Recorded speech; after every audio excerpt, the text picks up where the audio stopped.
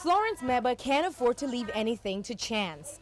This treated net costs $10, which is quite steep for an ordinary Nigerian. The net also represents the difference between life and death. Her son has already had malaria and can ill afford another bout. Lucky for her, she didn't have to pay for the net. 3 days, my boy will be shouting, "Mommy, I have a headache, my body is hot, this and that." We go to the hospital, we receive treatment. So I got to know is this mosquito that causes malaria. We buy coil that will not solve the problem. I now get the net. But ever since I got the net, there's no malaria, nothing of sickness.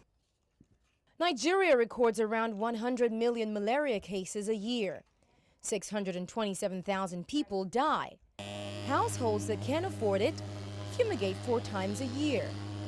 For fumigators, malaria, therefore, indirectly provides for them.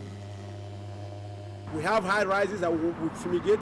We have normal duplexes, we have normal flats. We have normal rooms that we fumigate on a daily basis. Depending on the volume of job, we can do between 50 to 60 houses in a day. The government has invested in a host of malaria control measures. That includes distributing millions of treated mosquito nets. The entire continent is scrambling to meet the 2015 Millennium Development Goals of halving the rate. Child deaths from malaria also affect the child mortality rate, which is also meant to be reduced by 50%. International organizations are also assisting with direct funds. Others, like the World Health Organization, provide advice and technical support. The true cost of malaria has little to do with the death rate, however. Households spend money on prevention measures and life-saving drugs. But already, a shocking 70% of people in the country can't afford even the basics. People like Florence can't even afford to fumigate their homes once a year, let alone 4 times.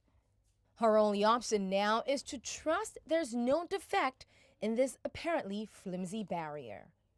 Altogether.Achumba, Lagos.